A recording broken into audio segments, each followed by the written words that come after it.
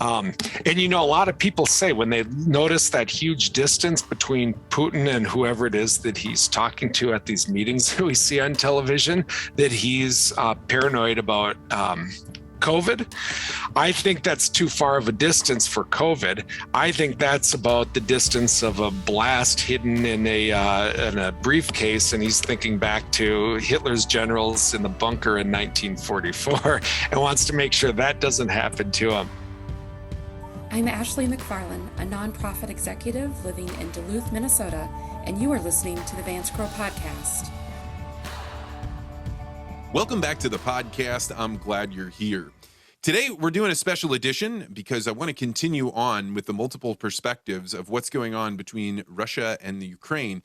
And I've struggled to get a Russian speaker. In fact, if anybody out there knows a Russian speaker or maybe knows somebody that has a grandma or an aunt or an uncle that would want to talk with me, know that I would be very, very open. And I have no opinion on this issue. I'm trying my best to say the best value that I can bring to this conversation is as many different perspectives as I can find. But I can tell you right now that is very, very difficult to do. There are very few people from the Russian side of the border that I can get a hold of that are willing to sit down and talk about their perspective. So I did the next best thing. I contacted my college professor, Dr. Will Prigge, who has been studying the Cold War and the U.S. and Eastern relations. He's spent time in Moldova. He speaks Russian, even some Ukrainian. And I thought he would be the next best thing. And he did a great job of showing up and talking about what Russian media was saying in the lead up to the war, and kind of what he believes Putin's intentions are.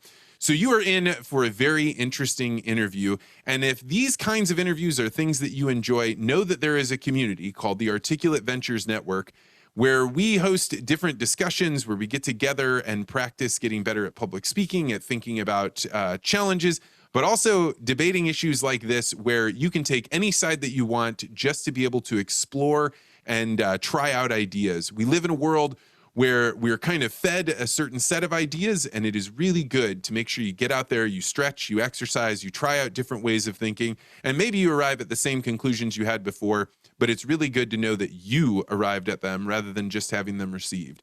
So without further ado, we are going to go hear an opinion from one of my good friends and former teacher, Dr. Will Prigge. It's good to be here, Vance. How are you?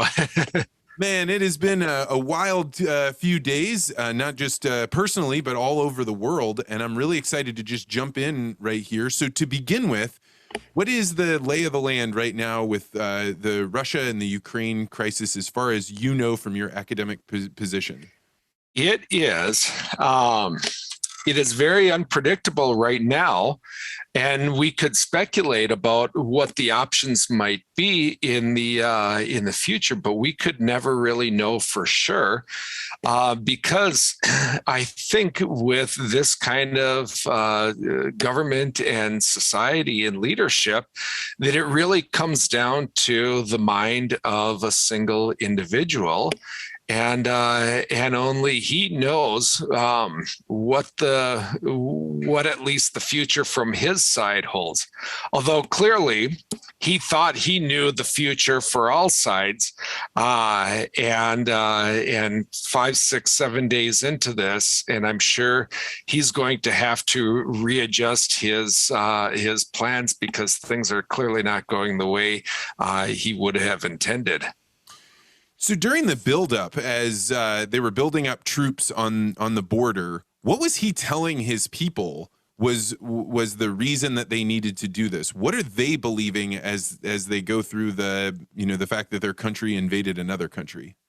It really, I suppose there would be two narratives that you would hear as he's trying to prepare his people.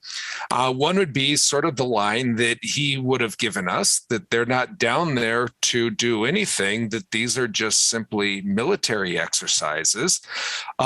Pay no attention to the 150,000 people on your border. But I think the other thing is that he would need to lay the groundwork on is if there were to be a war, why that war would be. To kind of psychologically, I think, prepare the population. and what the population actually believed, because they're aware of that troop buildup like we all were. But they would have thought, and I think the Ukrainians were probably of the same opinion, the Ukrainians that I know, is that this is just Putin.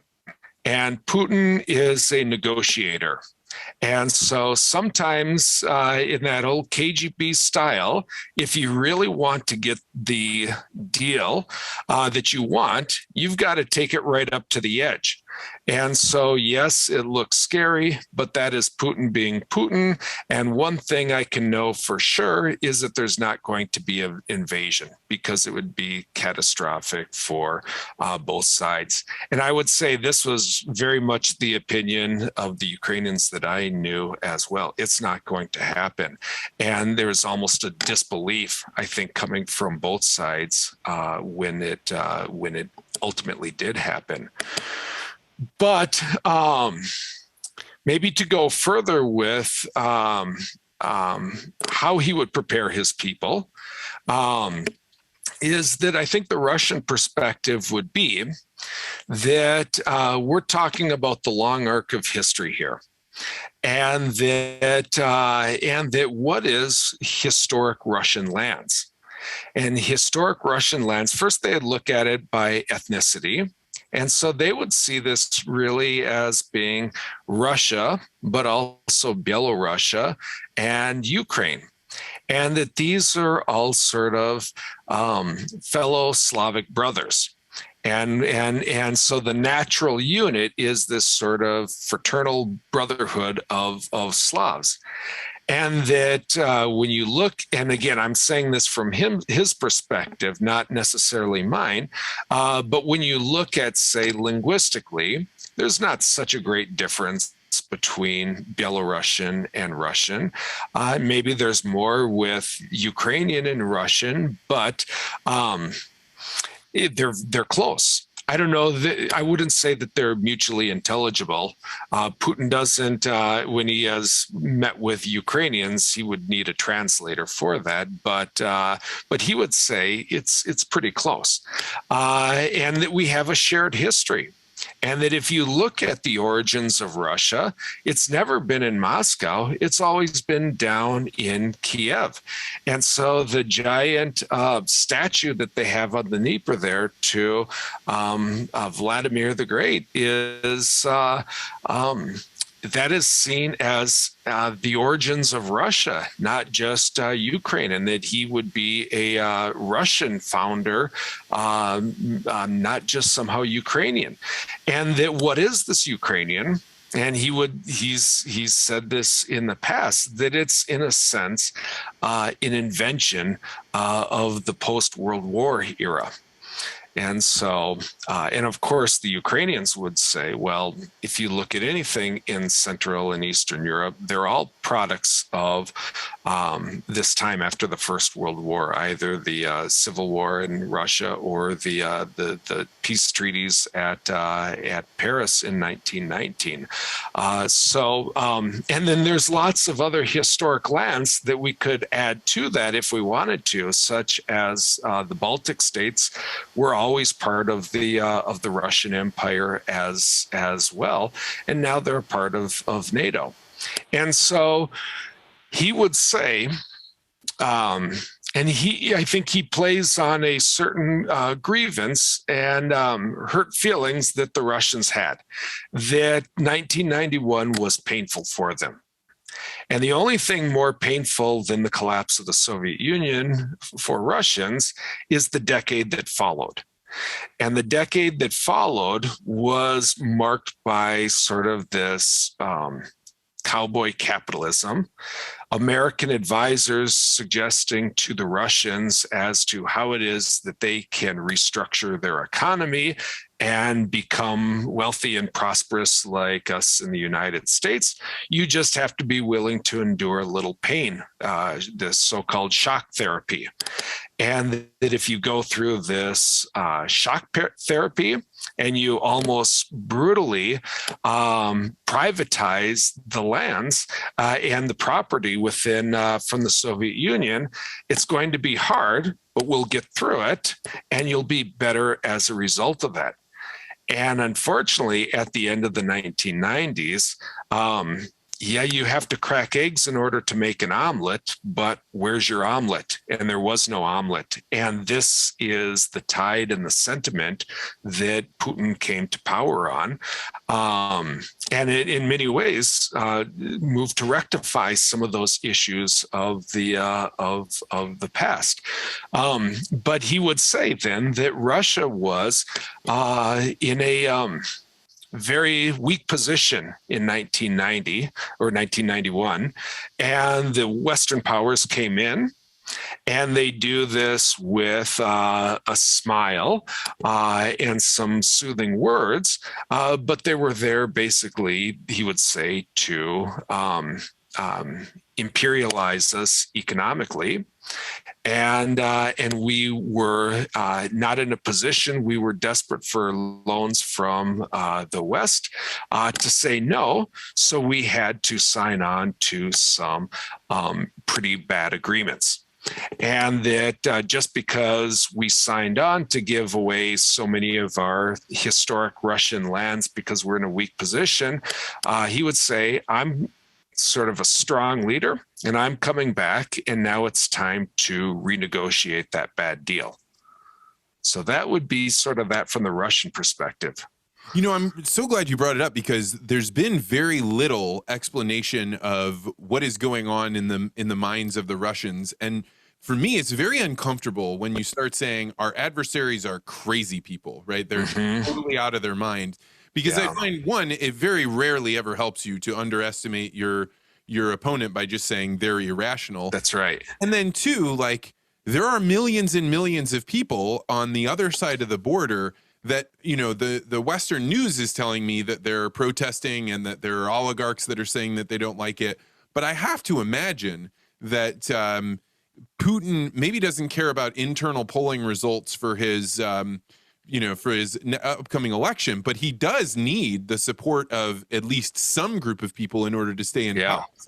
So to me, being able to understand what the motivations are is really important here, because we went from people being really outraged about all the things going on with COVID to taking, I think, all of that energy and having like a firm belief that they know and understand everything that's going on in the Ukraine. Yeah. And so I think it's hard to figure out, where do you find another perspective on this? Well, and I would really echo what you said about whether he's just simply crazy, because that is such a shortcut to it's just such poor analysis, because as you said, it doesn't really tell us anything, and so there's no understanding. And then just to assume that somebody is making all sorts of decisions and choices without having sort of goals and ideas in mind as to what it is that they see and how it is that they see there. It's just intellectual laziness for sure. And I guess I want to put a slight caveat on that, in that we've probably now all become armchair psychologists trying to read the tea leaves as to what's going on. And I could imagine a situation where a person who is somewhat isolated, so they don't have all of the information at hand, and maybe under extraordinary pressure because of perhaps how things are going, if that doesn't affect you mentally and how it is that you make your choices. But at the core of this, Putin has broad support. And he has broad support because he's run out his opponents, jailed them, and shut down opposition media. But he also has broad support because people feel the same way he does. And so so what he says resonates with them, and I would say that is particularly true with the older generation. Yeah, I have a friend that was sending me media from China, which, is an interesting thing. But I was trying to say, hey, where is there somebody that is kind of presenting what the Russians thought? And there was a woman on French TV that saying, look, I know the U.S. and the Western countries are trying to support the Ukrainians while they're going through this, but you should be aware that just as Putin has gotten rid of or disappeared journalists, we also see this occurring in the Ukraine. This is not as full and robust of a democracy as it is being presented, and there's a real danger in holding up the current leadership, which maybe has some dictatorial tendencies as well, because then you take the people that really were suffering, and she was saying it was in the 2 million range, that those people would be then left out by the community. The entire world would kind of just leave them, and then they really would only have Putin to turn to. Yeah, it's worth remembering that Ukraine today still remains not quite as corrupt in the indexes that measure this as Russia, but it's not far behind. And so it definitely has its issues. And at least ostensibly, that's one of the reasons why it is that they haven't been able to join NATO at this point, is that issue of corruption hasn't been fully resolved yet. And I don't know to the degree that Zelensky has been successful. I think there's a lot of hope and optimism that he would be able to curb some of that corruption, but it still continues. And I think it's probably one of these deep-seated things that it's very difficult to remove.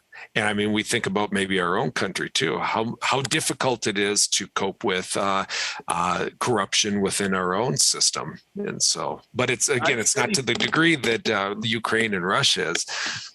I studied in graduate school. One of my large projects was on how much does press freedom impact corruption. And it's an interesting thing, because you could find out if you had low levels of press freedom, then you almost automatically had high levels of corruption. But just because you start opening up to a free press doesn't bring the corruption down. In fact, it was really very difficult to find any circumstances at all where, if corruption is endemic in the culture, that they ever get rid of it, unless there's some giant revolution that changes something, is very, very rare. And this goes throughout Asia, Central America. I'm sure in Europe, it's just once it's in there, getting it out is nearly impossible. Because those people then that benefit from that are also in a position to perpetuate the system.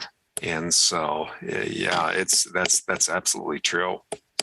So what is the as a historian that was reading a lot about the Cold War, right? Your experience of the world was, I saw this happen as a kid, and now I'm going to go study it deeply. But it appears as though history is happening right in front of our faces. So what does somebody like you do to watch this and make sure you're tracking it so you get it right somewhere down the line? Yeah, and and it's definitely something that I've thought about, because I've had research assistants and conversational tutors from Russia, many people, and it's weird because I sort of have separated them from the history that is conceivably going on in their own country, in that I thought, okay, as I work with these people, I don't want to get into that old Cold War tit for tat, we have this, you don't, and this kind of thing. So knowing that it was always kind of a sensitive issue, I tended to avoid it. And then as the troops began to gather on the border, I didn't even ask, what are your thoughts on Putin? Because I thought, this stuff is so raw right now from all sides that I didn't cross it. And I think about how many, in a sense, great primary sources that I haven't fully tapped into that you can get a very interesting perspective from, and it's something that I may just come back to, maybe as things settle just a little bit, to kind of see what is that perspective. And unfortunately, I even have stopped using them for right now, to help me with my research, because I personally can't justify sending money over there right now, and so I've kind of turned to Ukrainians, and so I'm kind of getting some of this Ukrainian perspective, and there I'm more willing to talk openly about it, at least as of the past 3 or 4 weeks here, but. Yeah, it's fascinating to think about primary sources, right? Like when the Ukraine was actually invaded, after everything had gone, I was like, I'm going to go read or watch Putin's press conference that he's explaining all this stuff. And it took me like more than 45 minutes to find it, because at this point, once they invaded, Facebook took Russia Today off. So all of the translations that were there were gone. You couldn't just go to the Kremlin's website because that had been shut down. I'm not sure if it was they shut it down or the US. And you start looking around and you start saying, I remember when everybody was telling us that the internet would bring us together during times. Yeah. And now I feel like it's a blind quadrant. It's very difficult to know what's going on the eastern part of the world. Oh, I know. And, and some of this is, again, it's almost, I find myself self-selecting. So I've often used sort of, Channel One, one of these Russian state medias, as it was always good practice for me to sit and listen to the news, and you kind of get their perspective, and you work on your language at the same time. But some of that stuff, it became difficult for me to listen to, because it was so hostile to America, and so often not true. Like when I remember an instance when the Skripals, they are this father-daughter, former spy, but went to hide out in Britain, and then there was this sort of highly intensive poison that was sort of placed on doorknobs and things, and that how homeless people were dying from this because they had accidentally got into that, and how it was that the Russian news was making light of that and kind of making jokes, and that they're making fun of their last name, which means like fiddle in Russian, and making puns off of that, and it just became very hard for me to sit and to listen to this. But I feel like with all this, I need to force myself to, because it is history happening before our eyes, and I'm missing portions of it when I'm not going right to the source to hearing what that other side is. So when you think about the buildup to a war, typically my understanding is you either, as a regular citizen, you either need to feel like I am threatened and therefore we're going to go out, or I am horribly aggrieved and we're going to go out, or we're protecting somebody over there, and that's we're righteous. Yep. It seems to me that there's kind of a we're under threat, so we need to help ourselves, and we're also going to help those people. Is that your understanding of what the Russians kind of think going into this? Yeah, and I think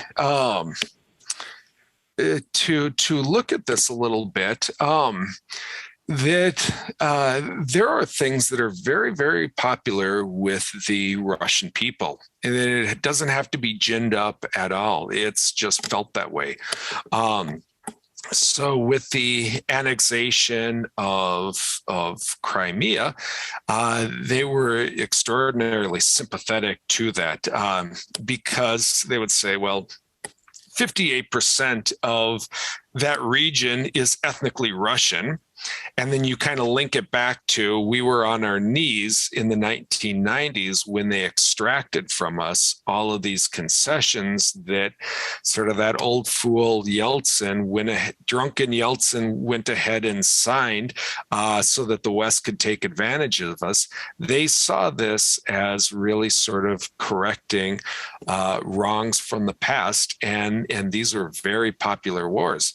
And even with the decision, as much as you can tell anything about public opinion in a authoritarian society, that even the decision for Luhansk and Donetsk to become independent was popular with the Russian people because they thought, well, ethnically, they are close to majority Russian speakers in that area. So why is it that they are in Ukraine? So that made real sense, I think, to the Russian people. And these were real ratings boosts for Putin. And even I think authoritarians need to monitor what their popular ratings are. And Putin was really at the highest right in 2014, just after the annexation of Crimea. That's when he was riding the highest. And then I think a lot of these sanctions and the price of oil plummeting and things like that dropped his approval rating sort of into the doldrums, maybe into the 60s or something. And I'm not sure if this was part of his calculus, is to give myself a ratings boost by one of these quick, easy wars that are going to rectify the injustices of the past. But, and I can go into a lot more detail if you like, as to maybe what his reasoning was for even placing the 150,000 troops down there. Oh, means, yeah, of course. And I think he probably had lots going on in his mind. One would be a ratings boost, and I think he had no concept that it would be sort of the struggle that it's become. But I think that it's not sort of the final move by a chess grandmaster, as we might imagine. And we kind of imagine that with Hitler as well. I do this, and then I do this, and I've got this all charted out, and everybody just sort of haplessly falls into my web. But I think, and this would be true of Hitler back in the late 1930s as well, is that there's a little bit of flying by the seat of your pants, and that you don't perfectly know what's going to happen, and that the option that you ultimately chose is not the option that you would have wanted, but it seems like perhaps it's the only option that was left to you. And so if I could imagine Putin, he's better, I think, at machinations behind the scenes rather than brutal frontal assault warfare. This is not his cup of tea. And so, and the problem begins, I think, back with 2014. And again, if we want to look at this from his perspective, he would say that the 2014 Maidan protests that eventually led to the expelling of his person was illegitimate. Another one of these color revolutions. Say his person, you mean the president that kind of the West views as Lukashenko? Yes. Lukashenko. Yeah. And so Yanukovych, I'm sorry. But the color revolutions, he hates those because first off, he imagines that they are not true opposition to Russia, but they are somehow machinations on the side of the West.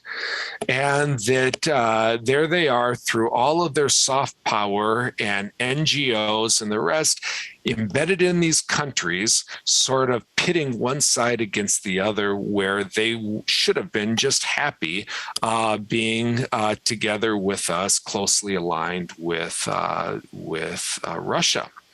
And so then, and they're pitting against forcing Ukraine into these false choices. Do you want to ally yourself with your sort of natural side, which would be Russia, or do you want to join NATO and the European Union? And he would think that, of course, it's true that that Ukraine would want to join the free trade union with Russia. And that if there are people that are saying we want to go into NATO, this idea was put into their head by the West. And so then when this thing turns into a full-on revolution, he again doesn't see that as the popular sentiment of the people. That is now the West doing what they do. So we need to do what we need to do and bring them back into the fold. And they got away from us. The West sort of won at that moment. And then I think he's become increasingly frustrated since 2014 because Ukraine has continued to drift closer and closer to the West, and that it hasn't been simply it's no longer a puppet of Russia, and that I think worst of all, in Putin's position, in his opinion, is that they were buying javelins and Stinger missiles and drones hand over fist, so that they, from the Ukrainian perspective, could protect themselves. But then Putin sees this as Western encirclement. And that I think his calculus was that if we don't stop this soon, I'll never be able to stop this because they're becoming militarily stronger and stronger. But again, he never wanted the military option. He never wanted a full-out military confrontation with Ukraine.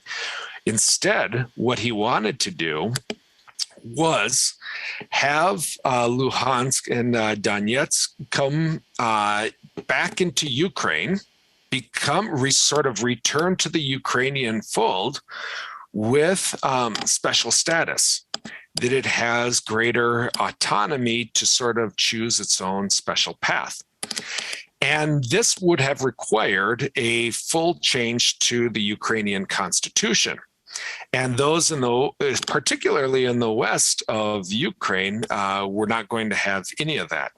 They were not about to change their constitution, which has more centralized authority to make it more decentralized, and carve out exceptions for certain states, because then you could see that beginning to spin over to other regions of Ukraine where they get sort of special status. And that this then, so the fear is that Ukraine or Russia could use that sort of divisions within the Ukrainian state itself to sort of play favorites with some states and pit them against others, but always with the goal of taking authority from the center and sort of moving it to these individual regions. And in decentralizing Ukraine, it would be then easier to sort of manipulate Ukraine and to sort of bring it back into the fold. And the fact that Donetsk and Luhansk were never able in these 5 years, to get this sort of special status, and this is, I think, part of the Minsk Accord as well, continually frustrated Putin, because it continued to be a centralized state, and that is now becoming militarily more self-sufficient, economically more prosperous, maybe as an alternative model to Putinism that others might see. All of these would be sort of threats to him. So this declaration of Donetsk and Luhansk as their own independent state was almost the end of Plan A for Putin.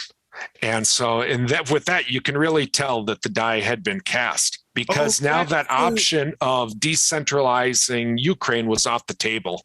I did not. So that is a whole new thing that I did not realize, that them declaring independence was like, oh, okay, they've gone past the line. They're not going to be reintegrated in this way that they had hoped. Yeah. So, because from Putin's perspective, now you've lost. It would be so much better to have them in Ukraine and controlling sort of Ukraine within. And if you declare them independent, now all of a sudden they wouldn't be a part of Ukraine. So you no longer have that option of controlling Ukraine from within. So there's only one other way that you can do it, and it's a less good option, is the front-on military option. So it's an interesting way that it's played out, is that so much gas is needed by the rest of Europe. Ironic. In particular, I was reading. That's what they do, right? Germany had shut down a bunch of their nuclear reactors because they'd had a whole bunch of pressure. There's like a green movement there that says, hey, we want to go to wind and solar, but you have to have mass production of oil to be able to create the electricity and the heat. And so it looks to me like the biggest players in Europe, they don't have an interest in going in, lest they be cut off from oil, because that would literally throw chaos into Europe. Like I think it'd be difficult to even imagine. Yeah. And I think, we see evidence of that with, of course, Germany being the weakest link in all of that. And I forget what the situation was. Maybe that Kiev was requesting 100,000 helmets, which is not exactly heavy ordnance, from Germany. And Germany went and countered with, we can give you 5,000 helmets, and we can't even go into Ukraine to give them to us. If you want to send somebody to the border, we can drop them off at the border with Poland or whatever. and I think, I can't remember if it was with that instance or another one, but the mayor of Kiev, which is kind of a colorful guy, said, he refused the offer and said, what else do you want to send us? Pillows? and so that really sort of revealed the weakness of Germany in particular. Italy is another big importer of this gas and natural gas, but Germany in particular. But it's interesting to see how that's kind of played out, because as this thing has really devolved, I think we've seen at some point Germany's sort of coming to the recognition that this is now beyond the pale. There's no salvaging this relationship anymore. I hope that Putin doesn't turn off the spigot on the gas flow to Germany, but I think they also understand that that could be a very real possibility, and that somehow they seem to be okay with that now, because they're sending over, I forget how many it was, maybe a couple thousand, 100,000 anti-tank handheld rocket launchers and things like that. It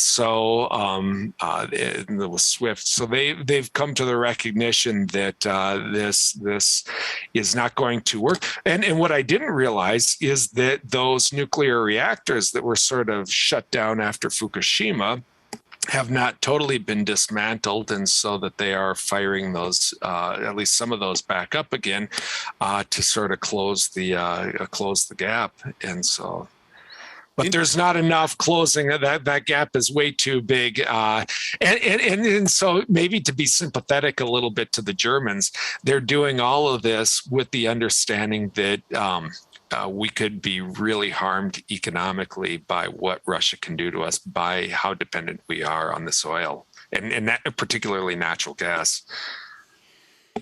It's hard to imagine like a full-scale war that would bleed outside of Ukraine. Is that just me being naive here, or is that really kind of unthinkable? Oh, it could definitely go beyond Ukraine. Would it go on to NATO countries, I think that's maybe the bigger question. But there are three countries that are sort of what I might say not under the umbrella, which is Moldova, where I was earlier this fall, Ukraine, and Georgia. And the one thing that all three of those countries have in common with each other is they each have a disputed territory and what we also call a frozen conflict within their territory, where you have maybe a sizable number, maybe even a majority in these regions of Russian speakers, and that they see themselves as sort of separate and different from kind of the mother country for all sorts of reasons that I could give, but that this Putin would see this as his opportunity to, in a sense, settle those frozen conflicts, to incorporate all of those people into Russia.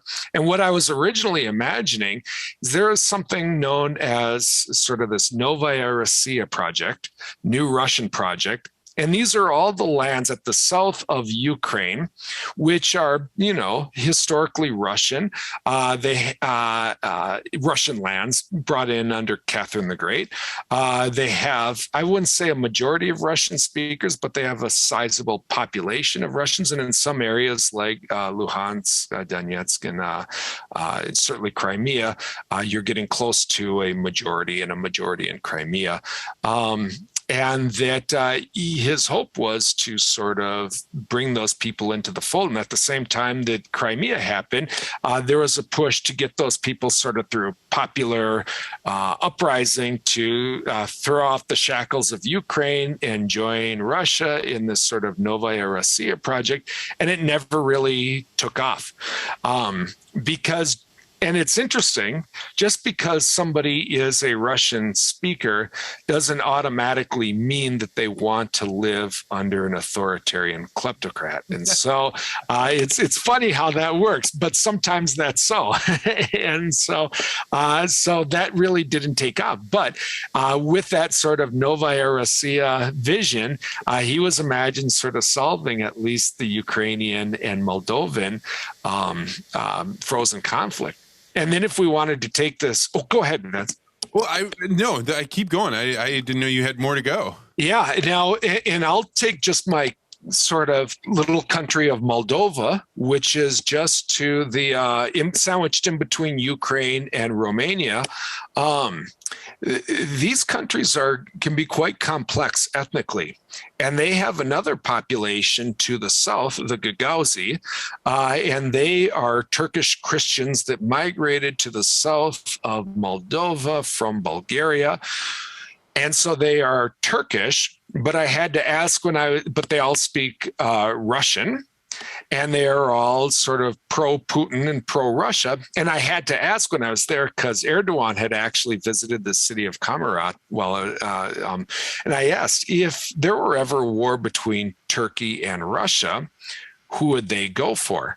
And they said they would go for Russia, not Turkey, even though they are ethnically Turkish. So that kind of becomes complex. But let me just throw even one more kind of fly into the ointment, is that during sort of the Soviet period, a lot of Soviet leaders were Ukrainian, actually, Brezhnev and Khrushchev and others. And the Ukrainians had some benefits. They got Crimea, and they got quite a bit of Moldovan territory where Romanian speakers were. And this is something that sort of has stuck in the craw of Moldovans. And so to think of this area as homogeneously pro-Putin or pro-anti-Putin, it becomes very difficult. So then the EU sort of has a project there where we're going to throw lots of money at you guys, Ukraine, Moldova, and Romania, if you forget about these little border disputes down sort of where you three all meet on the Danube. And that was sort of the Band-Aid solution that the EU came up with. And then, of course, in comes Putin sort of stirring the pot as he does. And so then the final scenario that I imagined in my in this scenario is, now let's think about the next democratic election in Moldova. currently, they have a lot of pro-Russian, pro-EU sentiment in Moldova. And they happen for the first time to have a pro-EU president and pro-EU parliament. But what if now in the next election that came up, now all of a sudden on the table was, we're going to, do you want Putin's plan, the Russian plan of bringing all those lost Moldovan territories taken by Ukraine during the 1940s and 50s? Do you want to get on with Putin's plan of bringing that back into Moldova? Or do you want to go with sort of the mamby-pamby EU option where forget about all those past border disputes, just play nice and things will all be better? And just imagine how that would play with the population in Moldova. And the first to go for the exit would definitely be the Gagauzzi, just past the Transnistrians, which are sort of that disputed territory, which is a thin strip along the eastern edge of Moldova. And that these sort of entities, which were created in 1991 and 92, you could imagine how easily those things could fall apart, even from just within. It's when you think of from the American perspective, we've always lived in the United States. It's very clear. There's Canadians to the north, there's Mexicans to the south. That it wasn't until I went to diplomacy school that I even realized there was a time before countries. And like it seems like a silly thing to say, like, oh, of course there was times where we didn't have countries, but it wasn't until like the 1650 or so when you got the Treaty of Westphalia where they said, this is what it is to be a country. You have borders. That's right. Established borders, and you are here or there, rights and responsibilities. That's right. Which is one of those things that makes me like take pause when I hear about these border disputes or who views themselves as Russian or Ukrainian, because it's very easy for me to be like, this is a black and white issue and it's very clear. But where you sit on a border probably determines a lot about where you stand on that issue. Yeah, and it's not as cut and dry as anybody that's pushing a narrative, whether it's Eastern or Western. Everybody's got a view on this. Yeah, and maybe to take that Westphalian example up, I mean, Westphalia really determines a lot of things for Western Europe, but it says nothing about Eastern Europe or Eurasia or anything like that. And so then one could imagine that this sort of idea of a nation state for those areas is even more modern, such as the Paris Peace Conferences in 1919, or even really 1991. And I see a lot of parallels between 1919 and 1991 because it's in those years. Those are the treaties, or not treaties, but those are the years in which you sort of had something before, and now you're creating something new. And how well is that done? How well can it be done? And oftentimes it's on these in a situation where there are winners and losers. And the losers are losers oftentimes because they are in a weak position. And then if we take that 1919 analogy up to 1938, the country in question is Germany. It was weak in 1919, but it took about 20 years for it to strengthen itself. And then when it's in a position to perhaps do something, then all of a sudden, sort of that aggrieved party says, we got a bad deal at the original negotiation, and it's time to renegotiate that. And we're not going to ask you for your opinion on that. We're just going to simply do it. And if you don't like it, try to stop us. And so now kind of think about that with the Soviet Union as well. 1991, sort of the heels of losing your empire, losing that sort of struggle, and then having to negotiate from a position of weakness.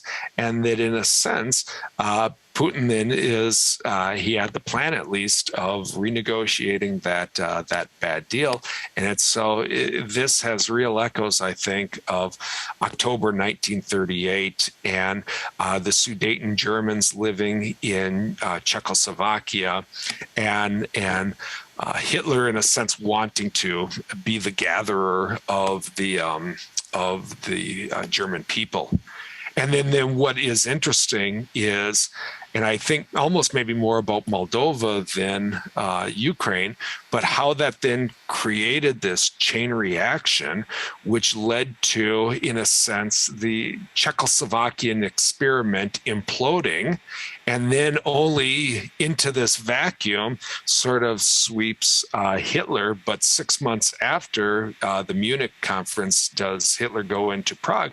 But in many ways, we can't say whether this was something that he was planning all along or that he was just simply taking advantage of this implosion, which he began the process, but maybe had no intention of that going all the way to that, but just simply taking advantage of that.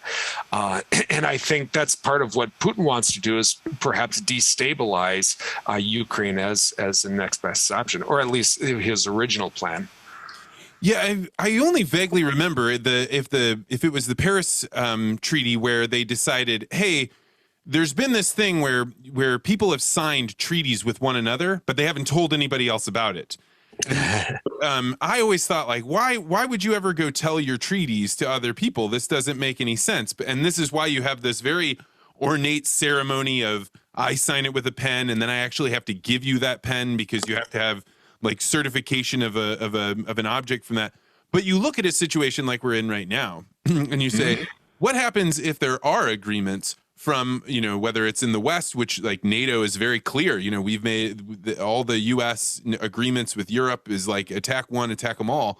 There's a lot of scenarios where you've made agreements with other countries, maybe you're in the East or something, where this kicks off a level of other people's involvement, where once it's open, the fire can spread in many ways because you can't control all the things that are happening. Well, the thing I guess that worries me the most is that Putin really doesn't have many limits on him right now. Who's going to stop him? Either from his inner circle. And, a lot of people say when they notice that huge distance between Putin and whoever it is that he's talking to at these meetings that we see on television, that he's paranoid about COVID.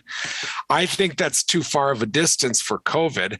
I think that's about the distance of a blast hidden in a briefcase, and he's thinking back to Hitler's generals in the bunker in 1944 and wants to make sure that doesn't happen to him.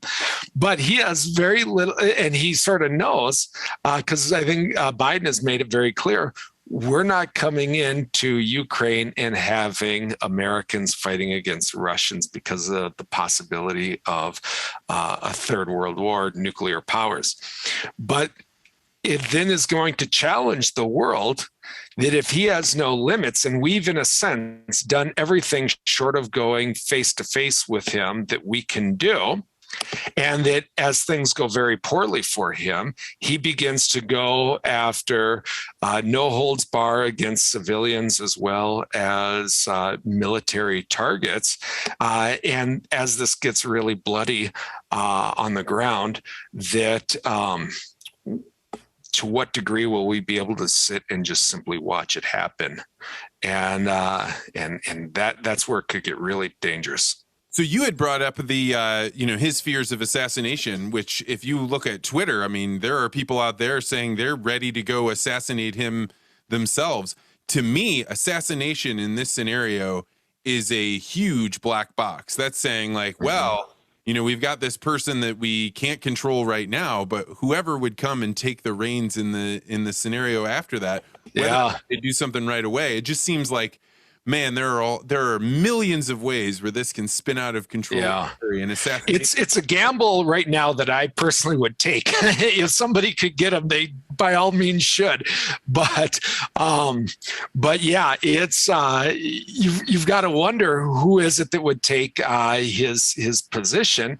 But and he's part of this larger system in which he is sort of the chairman of the board, but everybody that sits on the board is a beneficiary of this kleptocracy. So they're not just going to say, now we want to follow the American path, and here we're going to do our Constitution, and everything is going to be clean and tidy. Like you said, once corruption is embedded in, it's like getting mold out of your basement. It's all but impossible, and so that's tricky. That reminds me of this thing called there's a YouTube video called Rules for Rulers, and it's based off this book called The Dictator's Handbook, and it's a fascinating read because it shows how does somebody amass power, and then why are there people around them that you can give them power, like you give them gold, or you give them soldiers, and there's kind of an exchange there. But to the American mind, this is not something we've had to really grapple with, and so it's a very good exercise to think about. Putin's not out there driving the tanks, he's not out there flying the planes, right? People are listening to him. And it's very interesting to think about this as we finish up, because I know you got to go. I'm really appreciative of you making this work so we could get this out so fast. But before you go, if somebody wanted to do the best that they could to listen to what the Russians are hearing or listen to what the Ukrainians are hearing, any ideas on how a completely English-speaking person would go about that? Oh, to get their perspective. I would say just go to the source, if it's still there, and run it through Google Translate.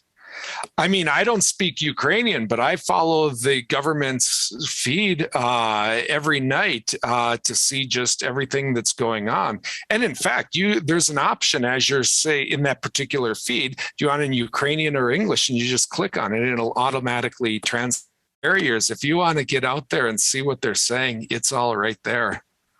Well, that is great, and I will definitely do that. So, Dr. Will Prigge, thank you so much for coming on today. I really appreciate you taking the time. It's my pleasure, Vance. Good to see you again. Good to see you. Bye-bye.